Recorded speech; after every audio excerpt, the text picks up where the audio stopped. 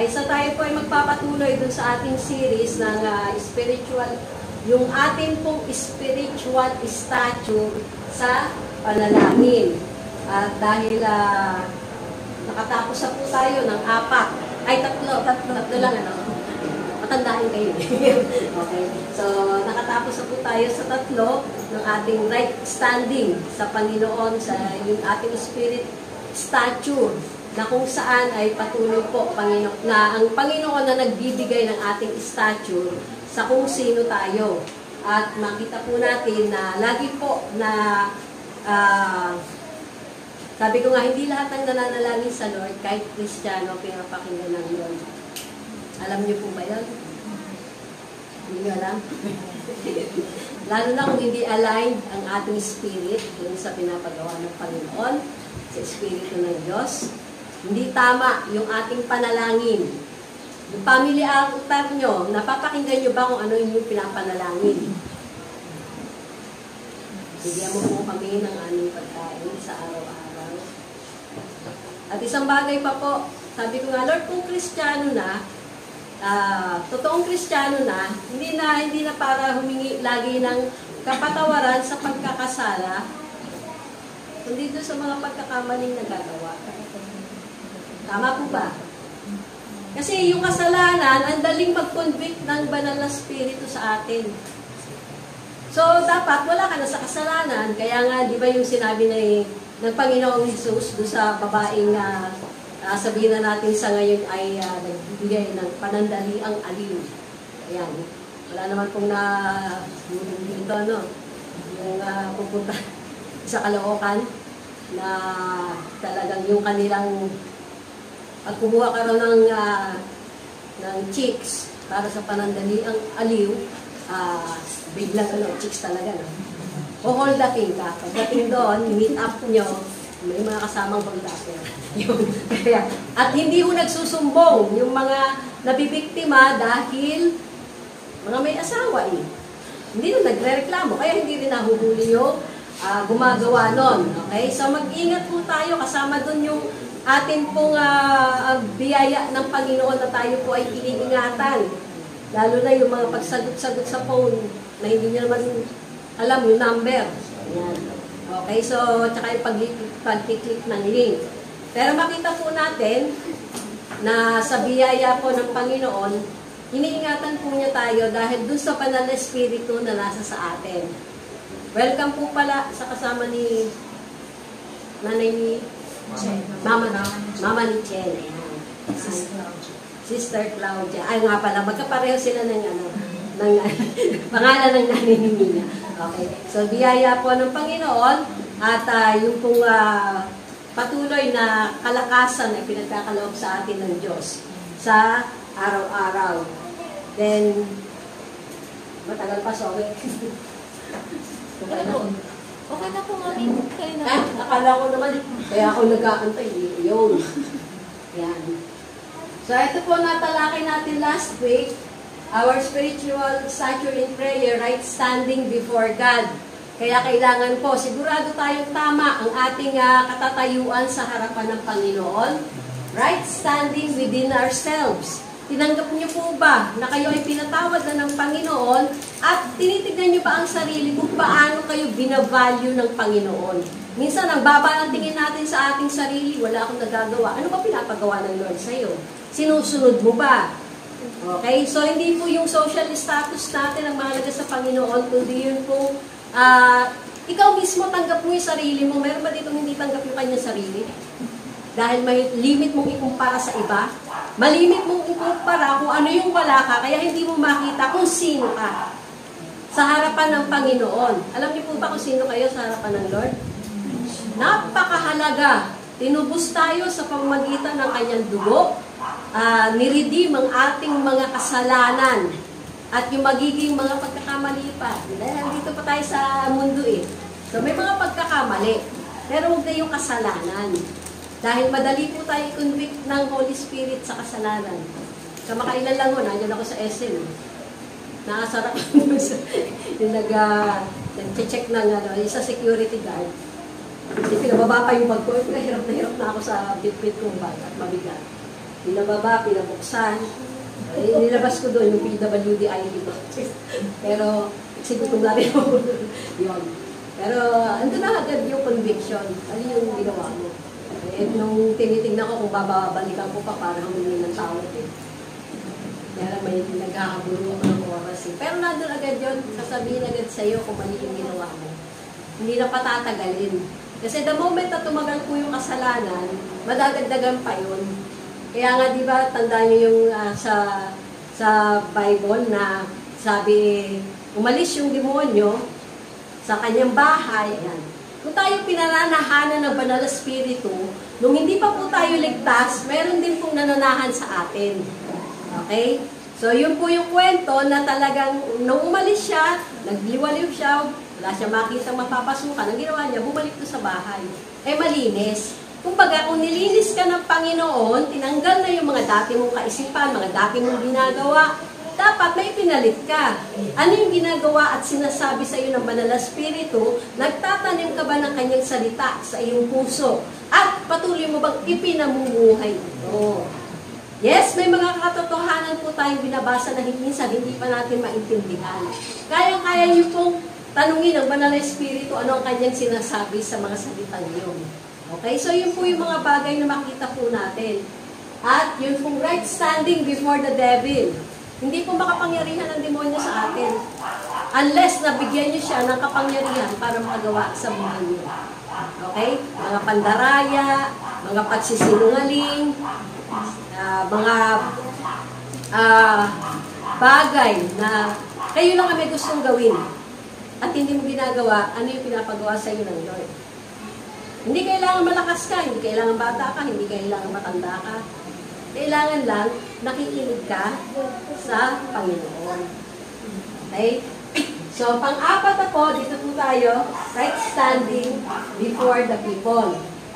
So, the position of stature for governing prayer is found in our ability to stand before God without compromising God's call and assignment for our lives. So, alam niyo po ba yung call at assignment ng Panginoon sa bawat isa sa atin? So, tinawag po tayong lahat to go and make disciples. So, hindi po limited sa kung sino yung leader or worker ng church. Kasi pwedeng-pwede kang gumawa ng disciple doon sa iyong lugar, sa iyong marketplace, sa iyong pamilya. Ang tanong, gaano ka nakatagal nakakilala sa Panginoon? May na-produce na ba tayo kahit isang disciple? Minimum lang yun, isa. Minsan nga sa pamilya natin, hindi pa natin ma-disciple. Bakit? Sa uri ng pamumuhay natin, sa uri ng pananalita natin, hindi natin maakay sa Panginoon kasi sabi nga, tinitignan tayo bilang role model. So, our stature for prayer is often compromised because of our inability to free ourselves from the wrong associations that contaminates our soul. Okay? So, yun po mga asosasyon natin. Sabi nga, kung sino yung malimit mong kasama, di mo mapapansin, ganun ka na rin. Katulad po na nangyari, sabi nga po, yung separation ni Lot at ni Abraham. And the Lord said to Abraham, after Lot had separated from him, lift your eyes now and look from the place where you are, northward, southward, eastward, and westward, for all the land which you see, I give to you and your descendants forever. Nagsalita lang po ang Panginoon after nilang mag-separate ni Lot dahil nag-away na yung kanilang mga katiwala. Sa dami ng kanilang mga inaalagaan. So, yung mga nauna-muna nag-away yung kanilang mga tagapag-alaga, tagapangasiwa ng kanilang kabuhayan. Bago po, nangusap ang Panginoon, nung naghiwalay na sila, ay saka pa lang nangusap ang Panginoon dun sa kay Abraham, na yung lupang ipinangako sa kanya, saka pa lang niya matatanggap. So, dito po, makita natin, Abraham was 66 years old when Hagar bore Ismael to Abraham. Gumawa ko kasi siya, ito yung sinasabing pag nag-compromise ka at gumawa ka ng sarili mong kaparaanan. May pinangako ang Panginoon na tagapagmana si Abraham. magkakaroon ng sariling anak. Eh, ang problema, nakinig doon sa asawa. Sipingan mo itong, katulong ko. Baka dyan. Hindi, sumunod naman. Yan, mga masunuri ng mga mister natin eh. Tama po ba?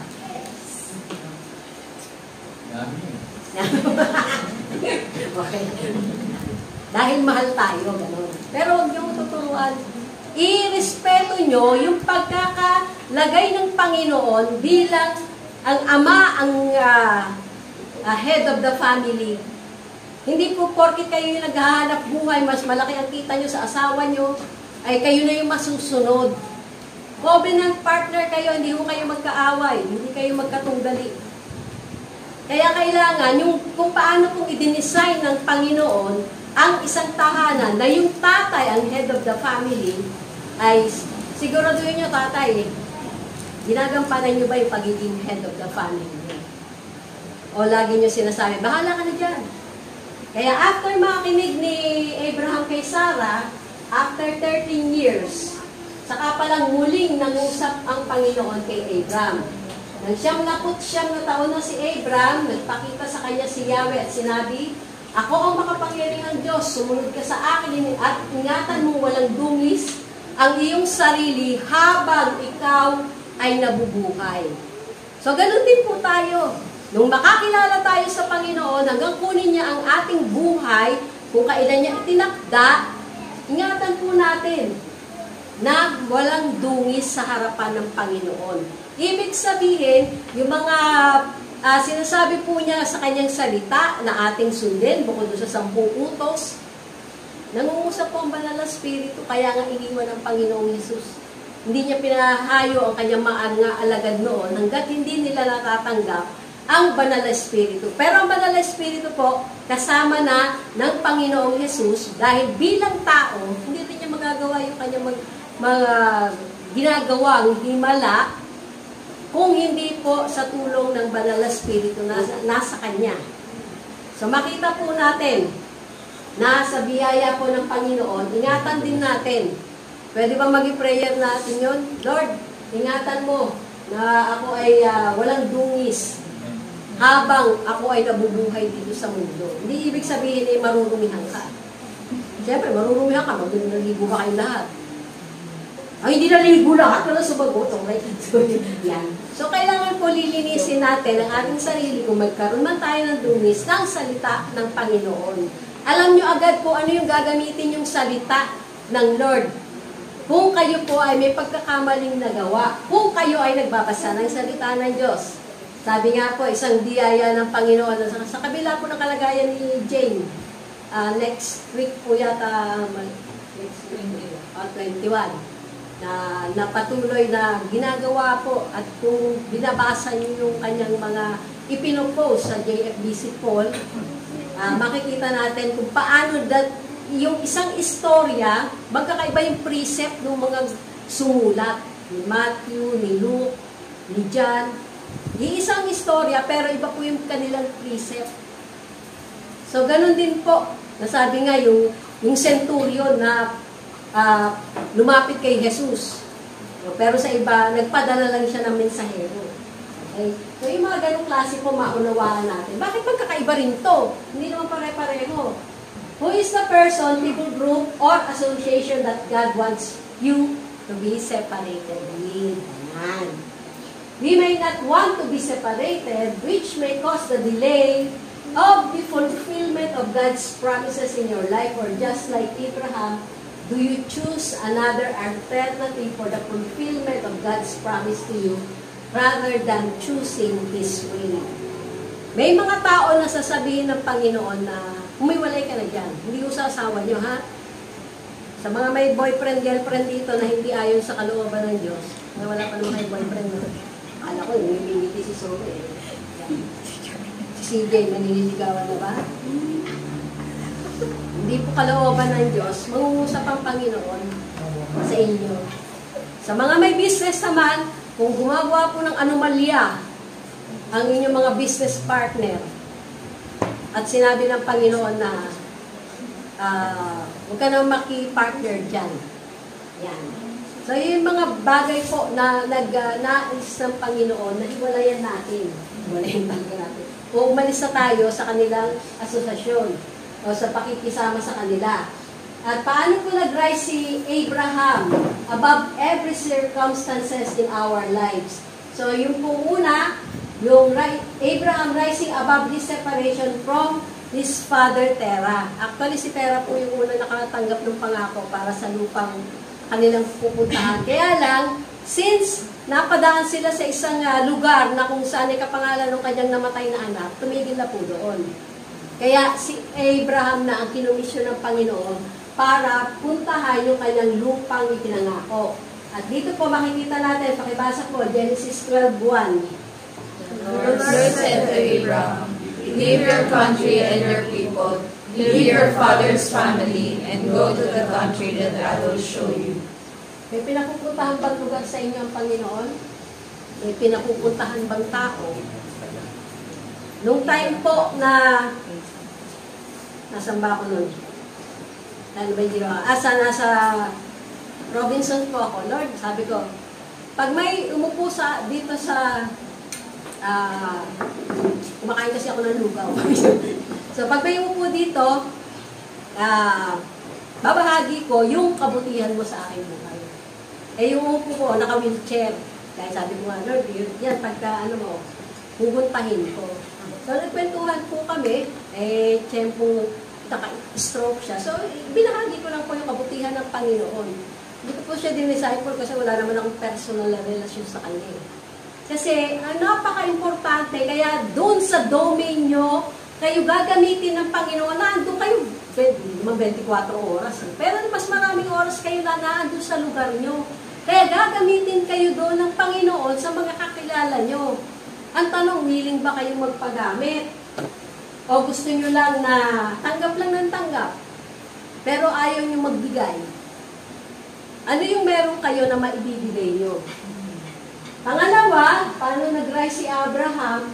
Abraham rising above his fear of lack and his fear of death in Egypt and before Pharaoh. Ayan. Kita nyo in Genesis 12, matanda na po ito. Just before they arrived in Egypt, Abraham told Sarai, look, I know that you are a very beautiful woman. So tell them that you are my sister. Ayan.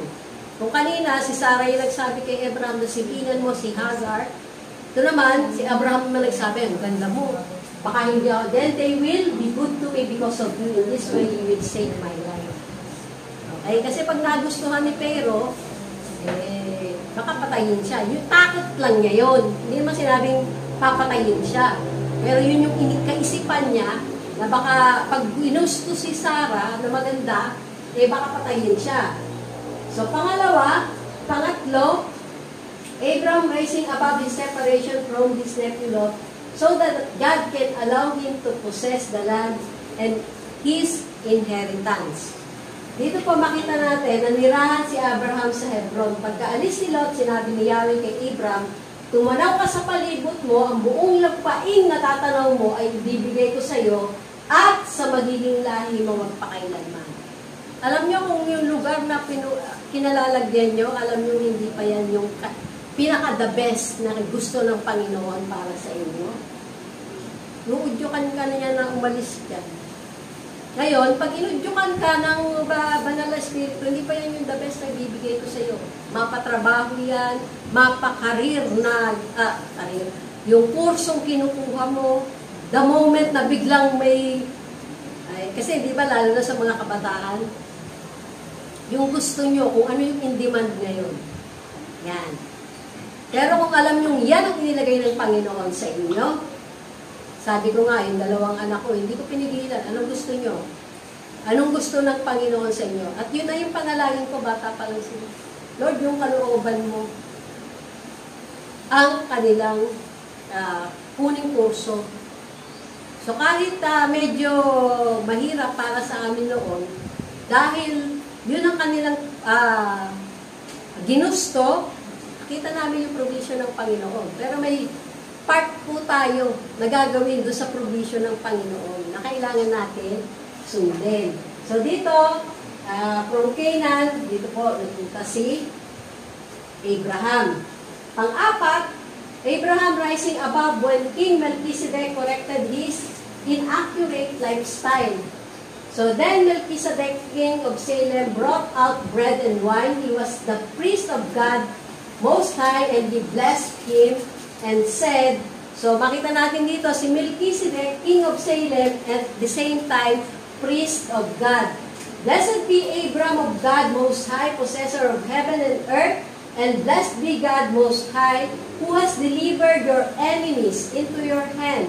And he gave him a tithe of all. Wala pa pong batas tungkol sa tithe.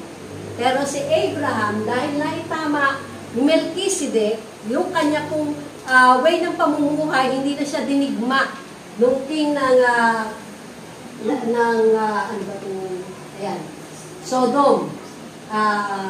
Hindi na po niya kinalaban. At sa pag-honor, every time na nagbibigay po tayo ng tithe sa Panginoon, in-honor natin siya. Sinasabi natin na sa Kanya, Lord, hindi ka nagkukulang sa amin. Kaya nga sabi, bring. Pero dito, hindi pa sinasabi, wala pang batas dito, or wala pang sinasabi, siya, Genesis pa lang, nagbigay na si Abraham. Sa panahon po natin ngayon, sabi nga malimit pong sabihin, pagka kinakapos, ang una mong gagalawin yung tithe. Hindi naman kailangan ng Lord yun. Hindi nga kailangan ng Lord, pero ikaw may kailangan niya. Dahil sa pag-honor mo sa Lord, sinamahan mo pa ng offering na yun lang bigay mo sa Panginoon. Okay? Yung tithe, ibinalik mo lang sa Lord. Yung offering, yun ang binibigay mo sa Panginoon. Mapa-offering yan, mission, yung mga pledge yan. Yun ang ibinibigay mo ng masaya, sana. Dahil nais ng Panginoon, masaya ka nagkakaloob. Dito si Abraham, wala pa yung batas, binigay na niya. At dito po makita natin, sabi ng King of Sodom kay Abraham, give me the persons and take the goods for yourself. So the revelation of Melchizedek saved him from the King of Sodom.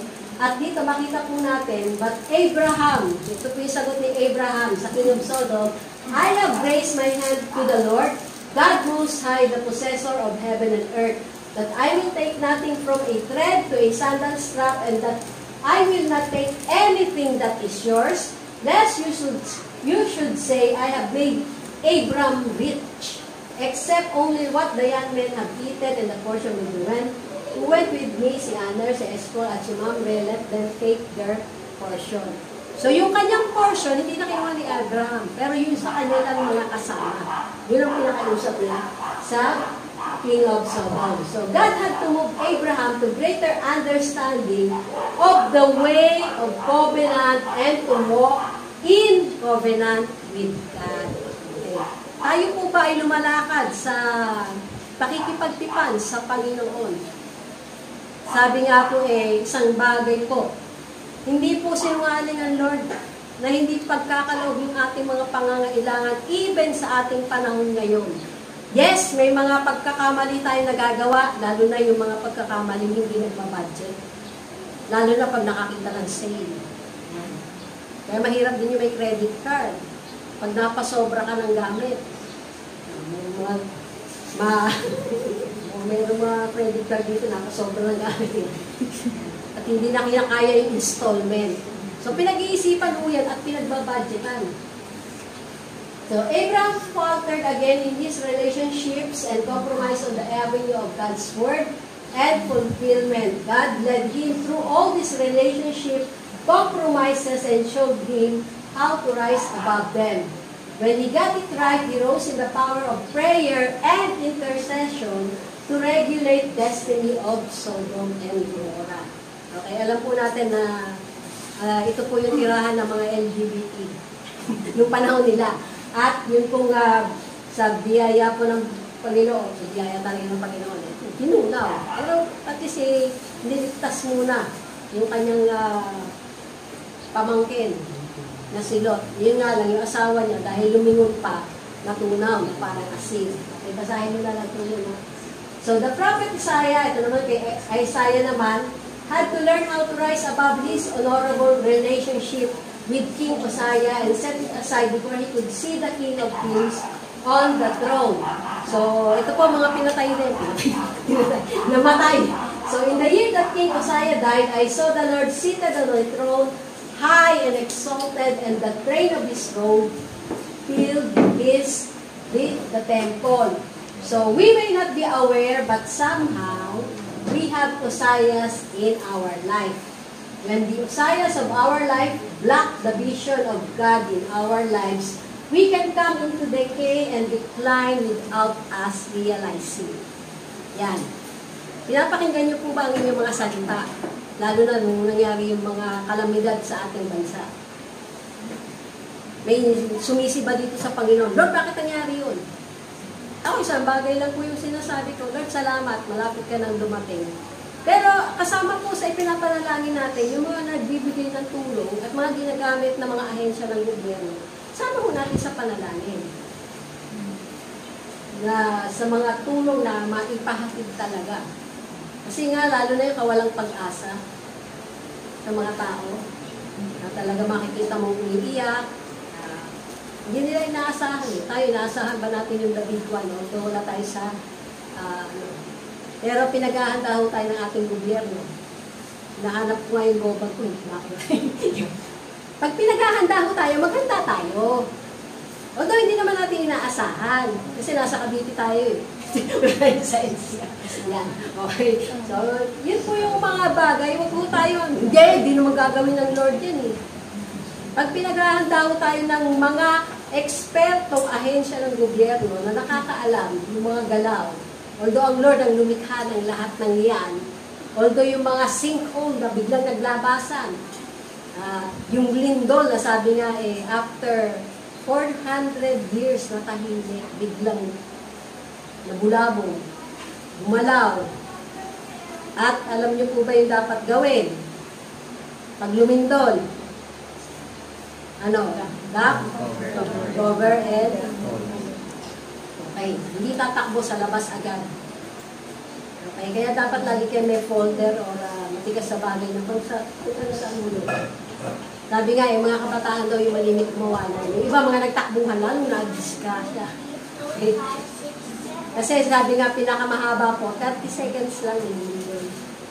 45 seconds. Okay? So, kailangan lang talaga magtago muna.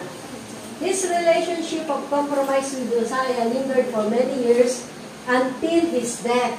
During those years, Isaiah visited the king in his house for fellowship and friendship. Often, this relationship can cause our spiritual sharpness and ability to fade away. Yes, may mga kakilala po tayong mas malakas or sabihin natin mas malakas yung karakter kaysa sa atin. At minsan, nakiki-oo na lang tayo. Pero marunong po ba kayong sumaway pag mali na yung sinasabi? Okay. Meron po akong nakasakay sa jeep, nasabi nga di ba yung mga kabataan, pag sumakay, kahit na alam na pang senior at PWD, doon pa rin sa bukana, uupo. Ginawa ko niya, nung makita niya may mga sumasakay, usog pa ng usog yung mga kabataan para doon sa dulo yung sasakay. Umusod na kayo doon, kasi mga may edad na yan iusod pa kayo dito. At saka po siya sabi, ganyan talaga, sinasaway ko talaga yung mga yan. Alam nang matatanda na yung sasakay, bigla pang uusod na para pumasok doon sa lugar, hirap na hirap, lalo na pag maraming kaya. Hindi ko Kristiyano yun. Pero ganun, dahil alam niya yung batas at alam din niya yung dapat gawin. Tayo, pinababayaan na lang ba natin? Suddenly, it all came to light when Uzziah passed away. The prophet Isaiah saw the Lord and realized that he was a man of unclean lips and that he dwelled among a people of unclean lips. So, dito po makita niya na sabi, then woe is me, for I am ruined because I am a man of unclean lips, dwelling among a people of unclean lips. Okay, so even yung lugar na pinaninirahan natin. For my eyes have seen the King and the Lord of hosts. He realized that he had become like the people he was ministering. He was as ineffective as they were before God. At makita po natin, our relationships can cause our personal and spiritual decay to take place. We must guard our interpersonal relationships as satanic onslaughts often find their way through these enemies. Kaya hindi ko sinabing mamili kayo. Pero tignan nyo kung sino yung mga nakaka-associate nyo. Yung mga malimit magmura. Ako ko naninit set sa mga kapitbahay namin, lalo na yung mga kabataan na nagkwapantuan. Pag narinig kong maglagmumura ng PI, minsan po, nilapitan ko. Dahil naglalaro lang naman sila doon sa labas. At kinausap ko yung mismong nanay or yung mismong may-ari ng bahay. Pasensya na po kayo, ha? Ay, okay lang. Ganun. Yung mga, ano yan, talaga nandun naman siya sa loob ng bahay. Kaya, kahit po naglalaro sila, pagka sumitsik na ako, tumatahimik na po. Diba? Hindi, kasi, hindi dahil gusto lang natin na pasunurin sila, alam natin mapapahamak eh. Although, dahil wala pa akong relationship, kasi nga, puro lalaki mo eh. Walang lalaki din sa amin eh. Kaya, mahirap din po ako mag-minister. May malimit na sa labas doon, mga lalaki, mga bubulot, mga ano. So, yun po yung isang bagay na makita natin. Pero kaya po tayong gamitin ng Panginoon. Lalo na kung concern kayo sa magiging pupuntahan nila. Kung lagi silang ganun at walang sumasaway sa kanila. So, dito po si Job naman, sabi niya, pinagmalaki siya ng Panginoon. Sinabi po niya kay Satanas, may nakita ka ba? Nakita mo ba ang aking servant na si Job? Na walang katulad niya dito sa mundo? Blameless and upright man, one who fears God, and hindi lang natatakot sa Panginoon, shuns evil. And still, he holds fast to his integrity, although you incited me against him without cause. At dito makita po natin, ayan, ginamit naman ng kaaway dahil hindi niya kaya susugan si Job, ginamit niya yung kanyang kaaway. Do you still hold fast, nung nagkasakit na siya, to your integrity? Curse God and die. Buti na lang, kahit na may dinaramdam siya, but he said to her, you speak as one of the foolish women speaks. Shall we indeed accept good from God? And shall we not accept adversity? In all this, Job did not sin with his lips. Alam niyo ba pwede tayong magkasala dahil lang sa mga sinasabi natin sa Panginoon? Lord, kulang kailangan namin yun. Diba nung sabi, ask and it shall be given unto you. Ang tanong, humingi ka na ba sa Panginoon para bigyan ka niya? At ano ba yung hinihingi mo? Hindi ibibigay ng Panginoon ang hinihingi mo kung hindi mo kailangan. Every day, hinihingi ko, Lord, salamat sa kagalingan. Pag nagpapacheck up ako, ang dami sinasabi ng doktor ako. Ang daming examen na pinapagawa. Pero Lord, ikaw yung kagalingan ko. At tempo, yung Bible reading natin. Lord, yung mama na may withered hand, pinagaling mo. Ganon din sa iyong kalooban gawin mo sa akin. Diba? If you are willing, yung mga ganon pinapagaling ng Lord. Lord, if you are willing, saka palang sasabihin ng Panginoon, I am willing. Dahil naandun yung pananampalataya mo eh. Pinanghahawakan mo yung kanyang salita at yung pinaniniwalaan mo. So, kahit po hindi ako binigyan ng doktor ko dito sa namamaga akong daliri ng gamot, hindi alam, may na namin ako. Pero hindi ko iniinom, meron lang. Okay? So, makita po natin dito, kung tayo magkasala sa ating mga labi, lalo na kung ating pong sasabihan ng negatibo ang Panginoon, alam natin, hindi naman yung sinasabi sa kanyang salita kung sino siya. Now, when Job's 3 friends, ayan, kinomfort po siya ni kanyang tatlong kaibigan. At dito makita po natin yung pong ating must in relationship with people. Pakibasa niyo po. 1. Ignite our passion. Pursue this relationship. Okay, so yung kasama po doon, yung people who ignite our passion, pursue this relationship. Second, share our passion. Enjoy this relationship. okay, so yung mga tao po na nakikishare sa inyong passion, ano ba passion nyo? Pangatlo, Catch our passion. Make time for this relationship. Yan. Okay, so nakuha po niya kung ano yung gusto niyo. Punta tayo, mag-minister tayo sa mga bata. Oh. Samahan niyo ako, punta tayo sa pag-evangelize. Yan. Pang-apat, people who enjoy our passion, be careful of this relationship. Bakit?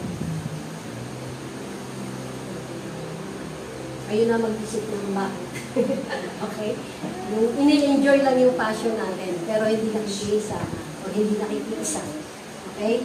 So, pang-apat, panlima, people who drain our passion, redefine these relationships. Okay? So, yung pong mga bagay na kinuha na lahat ng oras mo, hindi naman lahat, pero mostly of your time. Kaya nga makita nyo at makaramdam din kayo pagka even sa phone, sa social media, or sa personal, alam nyo kung kailan kayo titigil sa pakikipagkwentuhan. Yan, di ba? Iisipin nyo, kasi may gagawin pa ako, ganun eh. Pero alam nyo kung kasama rin mo na pag kailangan pinag-aaralan nyo. Okay? So, anim, people who despise our passion avoid these relationships. And people who attack our passion protect our other relationships. Lalo na po yung mga nakikita natin mga rebelde. At umalis na sa church, nagsama pa ng iba. Yan. So yung kailangan maging discerning din po tayo. So dito sabi ni David sa 1 Chronicles 19:2, David thought, I will show kindness to Hanun son of Nahash, because his father showed kindness to me. Okay? So, dito naman po sa Psalms 119:63, I am a friend to all who fear you and to those who keep your precepts. Hindi lahat ng Kristiyano nagkikip ng precepts ng Panginoon. Maaaring may takot sa Lord, pero hindi po sinusunod, hindi nga inaalam ano ba yung gusto ng Panginoon. Ano ba yung value? Ano ba yung kanyang mga pinaninindigan? Alam niyo ba kung paano kayong pagpapalain ng Panginoon? Unang-una, obedience po. Tsaka alamin niyo kung ano yung nagagawa sa inyo ng Lord.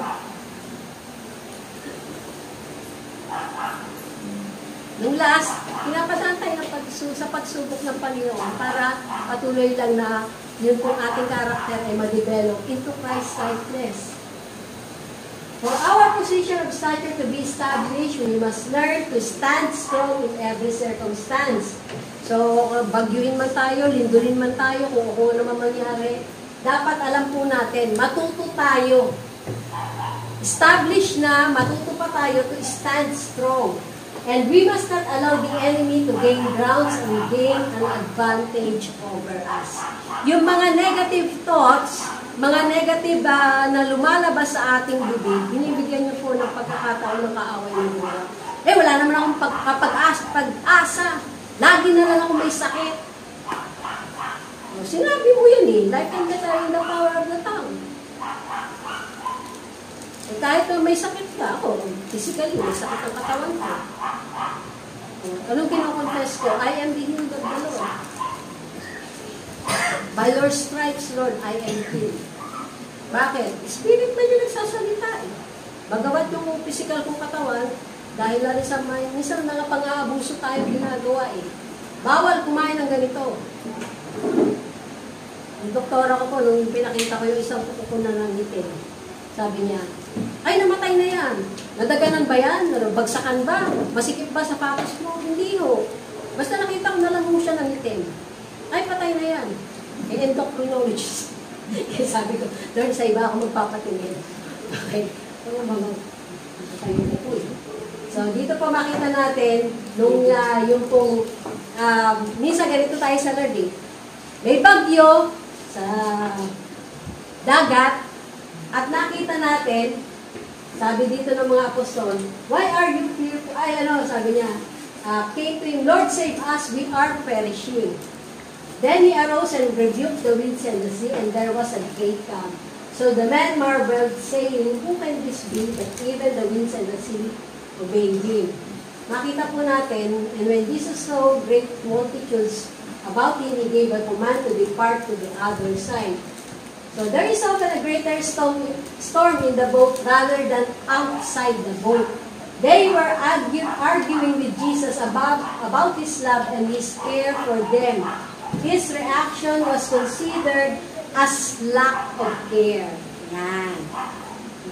Dumadaan ba tayo sa mga ganyang kaisipan, katulad ng mga disipulo ng Kristo? And love. Di naman nagmamalasakit ang Lord sa akin, di naman niya ako mahalin. His needed rest was reflected as being uncaring and unconcerned. Bilang tao, napapagod mo ang Lord. Kailangan niya matulog, kailangan niya magpahinga. Pero sa kabila nung nararanasan storm, talaga naman hindi niya nararamdaman yung bangka na talagang umaanong-anong. Payapa pa rin siya. Pero ang perception ng kanyang mga disipulo, hindi nagkikare ang Lord at hindi siya concerned sa kanila kung mawala man sila at pinatay man sila sa bagyo.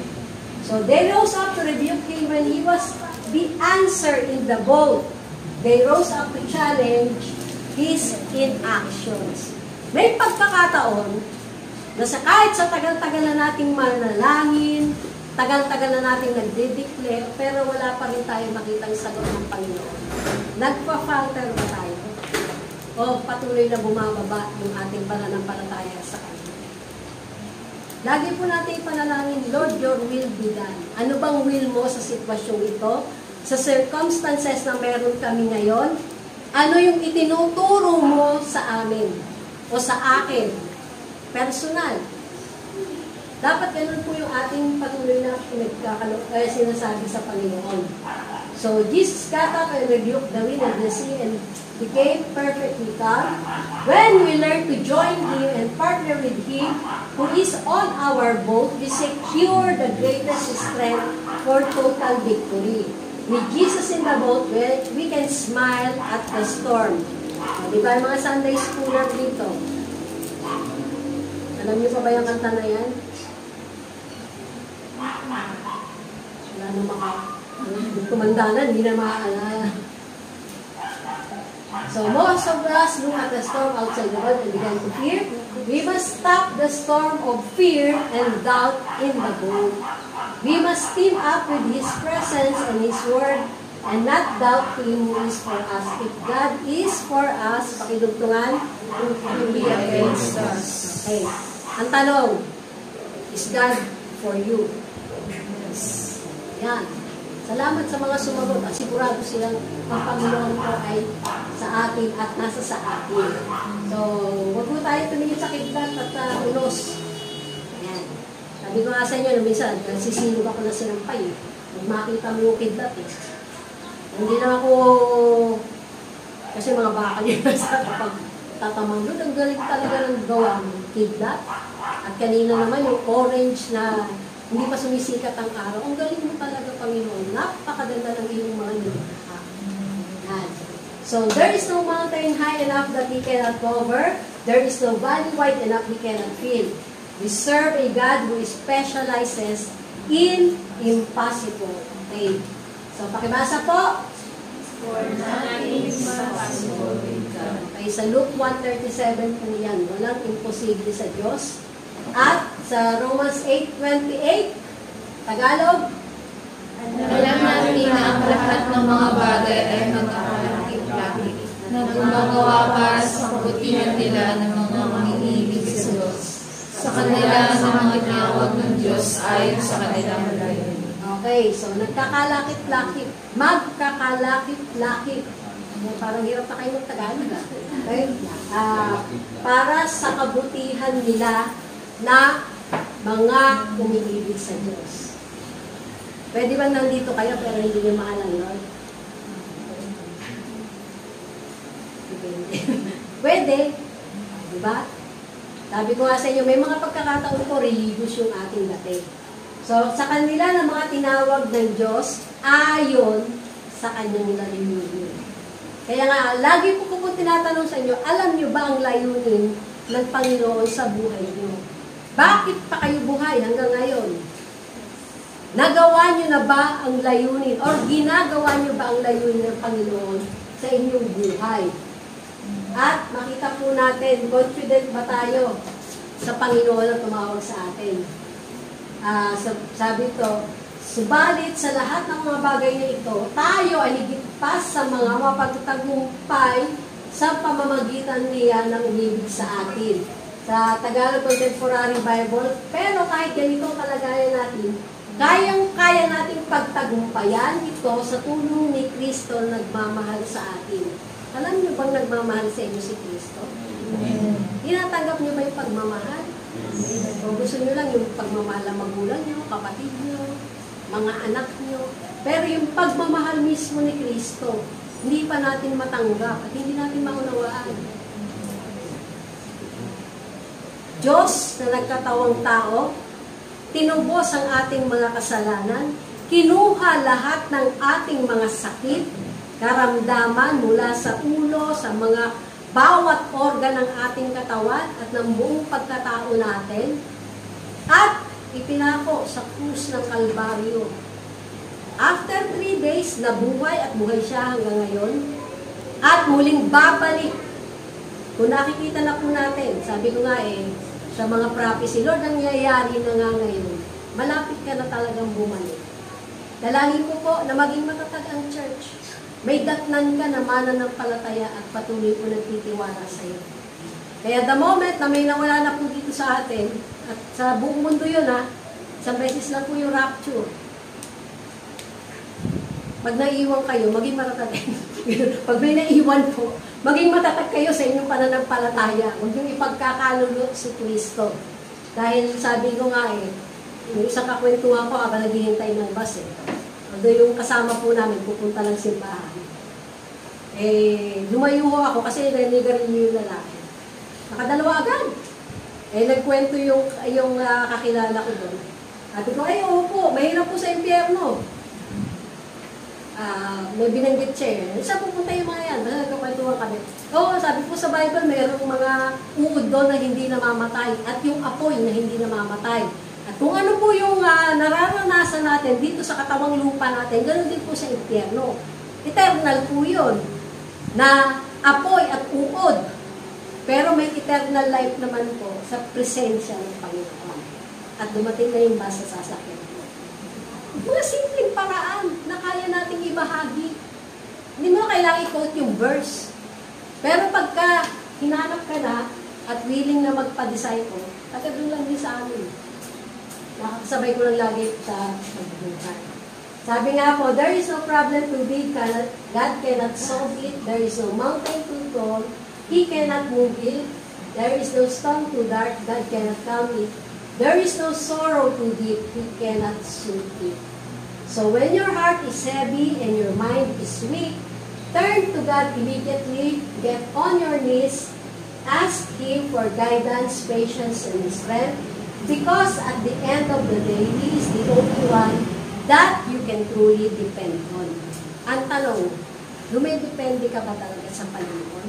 O dumidepende ka sa sarili mong lakas, sarili mong kakayanan? Walang problema po doon. At napakaganda nga na yung talento, skills na binigay sa iyo ng Panginoon, nagagamit mo. Pero baka mas mayroon pang avenue para magamit mo yung skills mo and at the same time makatulong, lalo na doon sa mga nangangailangan.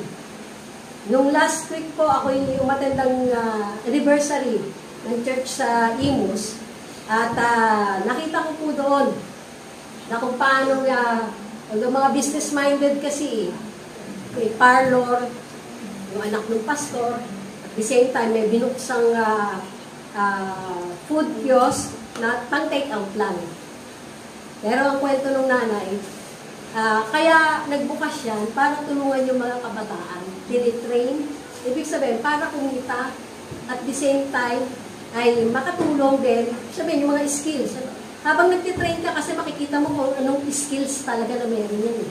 Lalo na kung nilalaanan nila ng panahon to develop yung kanilang skills. Hindi yung puro browse lang sa na wala namang kaugnayan. Hindi ko sinasabing bawal. Pero mas pinaglalaanan nyo ba ng panahon na i-practice yung mga itinuturo ni Pastor Erwin sa inyo, sa worship team. At the same time, tinatanong nyo, Lord, saan mo ba ako gagamitin? Saan mo ako, kanino mo ako gagamitin? Wag lang saan ha, kanino? May pinagpe-pray ka ba? Sabi ko nga, wag na maging prayer nyo na, Lord, gamitin mo yung iba. Na pareho po ni Asaya, na Lord, send me. Ako gamitin mo, Panginoon. So, sinabi ni Jesus sa kanya, di ba sinabi ko sa iyo na kung ikaw ay sasampalataya, makikita mo ang kalurahan ng Diyos. Kaya, ask yourself, sumasampalataya ba ako sa Diyos? At nakikita at patuloy na makikita ko ba ang kanyang kaluwalhatian sa buhay ko? Nakikita niyo ba yung kaluwalhatian ng Panginoon sa buhay niyo? Lalo na kung matagal na kayong Kristiyano. O hindi pa din. Bakit? Huwag niyo nga hanapin kung ano yung meron yung iba. Magkakaiba tayo eh. Yung ipinagkatiwala sa inyo ng Panginoon, yun ang pagtibayin nyo, yun ang gamitin nyo. Huwag nyo nga hanapin na, hindi naman ako marunong magdalito, magganyan. Ano yung alam mo? Kanina, katulong ko si Nanay Glo. Actually, ako yung katulong niya. Dahil lagi siya maaga pupunta dito eh. At kahit po pareho kami may diferensya, pagbubuhat ang sila, kahit na lang, dalawa lang yan. Lalabas namin dyan. Diba? Hindi po namin, ko sinasabi yung para pumunta kayo maaga, kayo bumaba.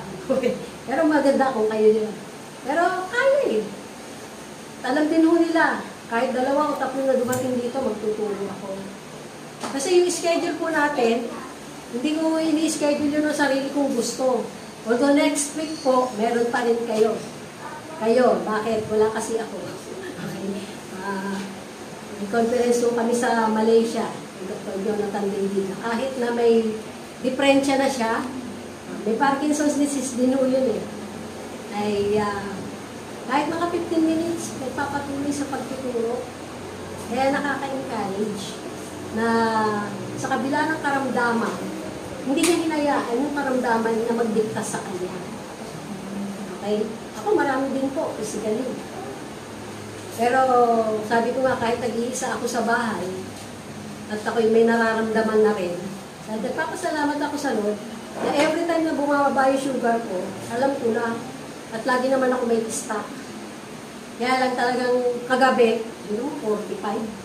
Eh sinabihan ako ng doktora ko, 45 ang sugar mo, eh may delikado na yan. Hindi ko naman tanong, may delikado, eh gising naman ako. Sabi, makakagawa ako ng paraan. Okay, so yun gano'n, na kahit na 46 years na yung diabetes sa katawan ko, eh, uncontrolled pa rin. At sabi nga niya, mahirap i-manage yung type 1 na diabetes. Okay, so, bagamat matagal na po at may mga pagkakataon talaga na tinanggal ko na yung mga hindi dapat kainin. Kaya sabi ko, parang naman wala na akong kakainin ito. Pero kahit ako hirap din ho, kakain ba ako o hindi? Kakain ako ng konti o kakain ba ako ng marami? So, mga ganong klase po. So, yan. So, dito muna po tayo magtatapos sa isa lang. Ay, dalawa pala, no? 4 and 5 din. So, bila ako nalito po din. So, yung sama, 4 and 5 na yan. Okay, so, yan muna po tayo magtatapos at alam po tanghali na. At the same time, yun na po yung sapat. Bagaman may karugtong pa po yan at mahaba pa po yan. Tutuloy na lang ni Nina next week. Bilang pinasa, no? So, para po nakaseries kasi yan, para tuloy-tuloy po yung ating hanggang next week lang po tayo may face-to-face. Dahil October 26 and November 2, online po tayo yan. Alam ko may mga okasyon kayo, at ako may mga okasyon din ko. Okasyon ba na? Wala namang Halloween trick dito, ha? Okay, baka...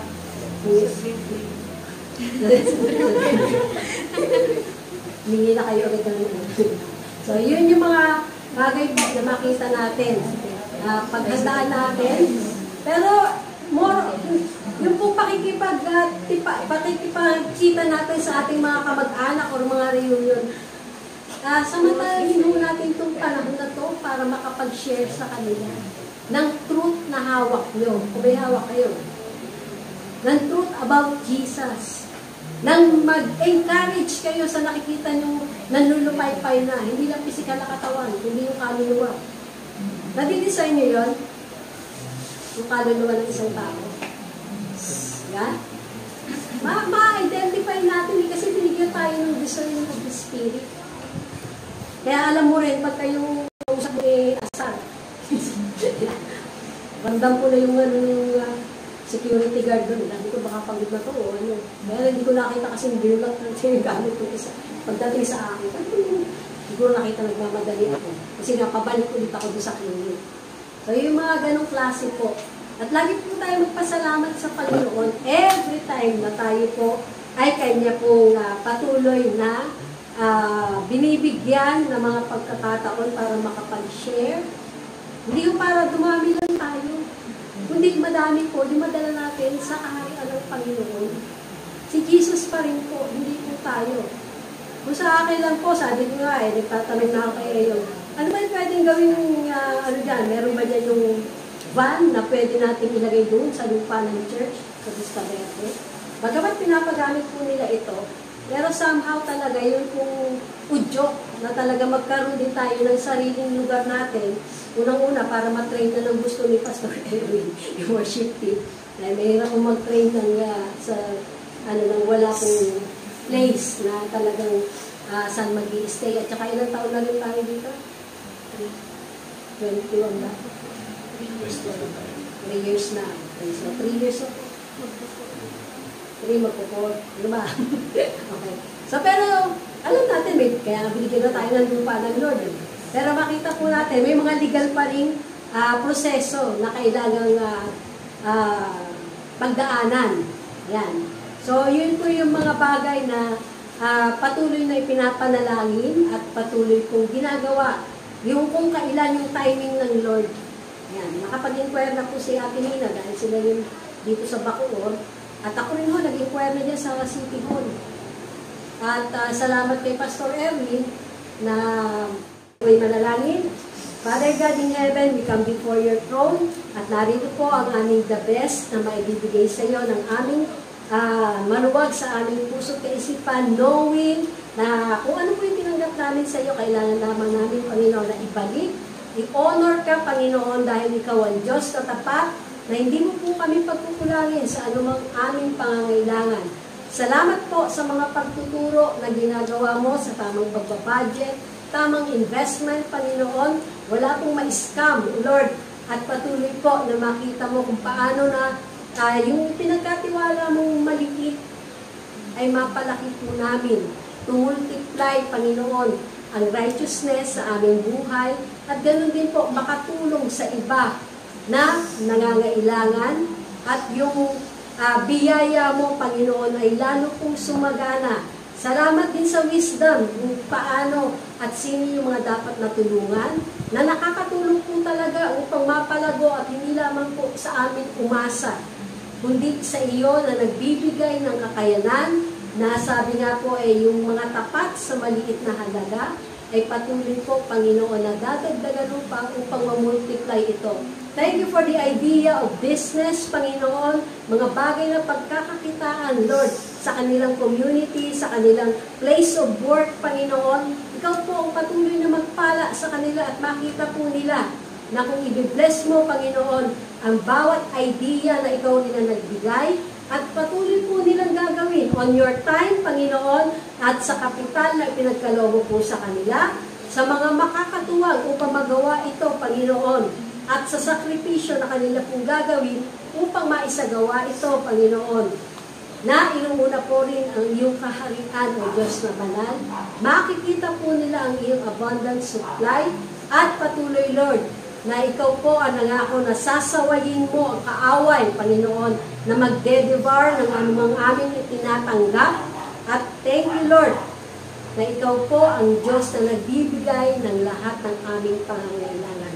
Bless mo ang kanilang mga trabaho, ang kanilang mga employer, at maging pagpapala din po sila sa kanilang kapwa-employee, Panginoon. At makitang ikaw ang nagliliwanag at nagsisilbing asin at ilaw, Panginoon, ng sanlibutan. Ang mga estudyante, dalangin ko po na maging pagpapala sila sa kanilang mga guro. Ganoon din po po sa kanilang mga kaklase. And thank you, Lord, na kung nilagay mo po sila sa leadership position, makita po, Panginoon, ng kanilang mga nasasakupan na ikaw po ang nangunguna sa kanila. Thank you, Lord, na patuloy ka magre-raise ng righteous people in the government at patuloy mo pong pagpalain at patuloy na bigyan, Panginoon, ng wisdom ang aming Pangulo, ang mga nasa Kongreso, ang nasa Senate, Panginoon. Salamat, Lord, mapaparusahan, Lord, ang lahat na nagkasala sa pag-i-expose mo ng mga anomalya, Panginoon. Wala pong magtatakip, kundi patuloy, Panginoon.